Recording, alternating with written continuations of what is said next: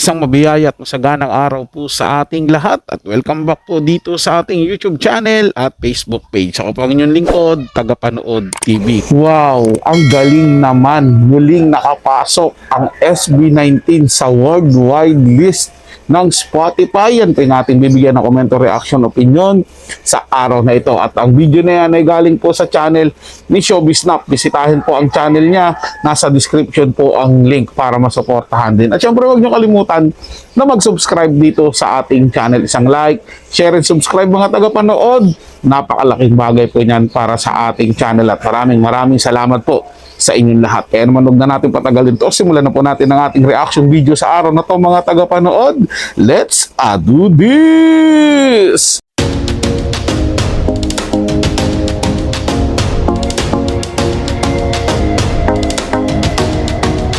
Yes, syempre nandito na nga ang update ng very supportive na GMA na lagi naman talagang nandyan para sa SB19. Isa talaga ang GMA Network sa nakasuporta sa SB19. Ano nga ba ang kanila masisay sa nasabi nga pong announcement ng SB19 sa ticket selling ng kanilang nalalapit na concert sa April 18.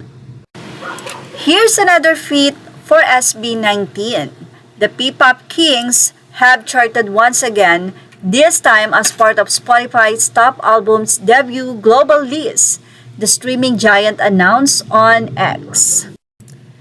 Siguro marami ang nakakapansin na madalas ginagamit ng SB19 ang number na 8. Katulad ng kanilang wakas at simula concert, ito po ay gaganapin sa April 18. Tapos ang releasing naman ng OVP sa ticket nila ay sa February 28. So, lagi pong kasama ang 18. Simula at wakas kick-off concert album is 7th on the list. Octane by Don Toliver got the top spot while Be More Grateful by The Baby and Bohemio by Nicky Jam are also part of the list. Ang SB19 po ay pumapang 7 sa nasabi nga pong Spotify. It's that time again, weekly charts are here who's dominating your playlist.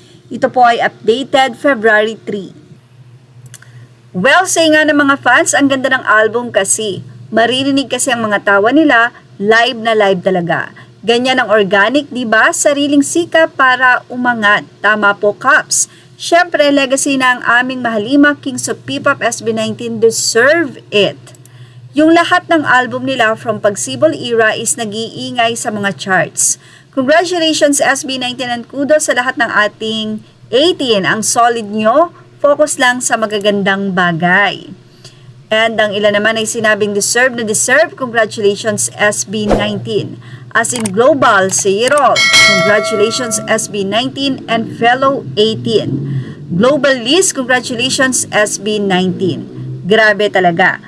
SB19 simula at wakas concert album makes it to Spotify Tops Albums debut global list. So kamakailan lamang sa iTunes, sila po ay pumangalawa. Worldwide po yan, sa top 10 ay pangalawa nga po ang SB19. At ngayon naman po, global, worldwide din ito, SB19 simula at wakas concert ay pumapang 7 naman. So yon, sabi nga ng mga fans, napaka-organic naman nga kasi. Well, ano po ba sa inyo about dito? Ilagay na ang inyong opinion sa ating comment section. Wala akong ibang masabi sa SB19 kundi sobrang gagaling ninyo at sobrang salamat dahil maganda yung ipinapakita at ibinabahagi nyo hindi lang dito sa Pilipinas maging sa buong mundo ay pinapakita nyo ang talento ng isang Pilipino. Sobrang saludo sa inyo, di po ba? Kasi kundi dahil sa SB19 yung ginagawa nilang ganyan, malamang sa malamang puro dungis sa politika yung mapag-uusapan sa ibang bansa. Buti na lang may SB19 na gumagawa din ng ingay kasabay nun, kaya medyo napagtatakpan, di ba? Kasi parang ang pangit na ng imahe natin pagdating sa ibang bansa. Sa larangan naman ng politika yon. Pero ito, sa showbiz, sa entertainment, sobrang nakaka-proud po na meron tayong ganito na namamayag. Pagit sa sports din, naman mga tagapanood, meron din. Kaya sobrang saludo ko sa mga talento ng mga Pilipino, mga kapwa ko Pilipino. Kaya nakaka-proud sabihin na ako'y isang tunay na Pilipino. Grabe.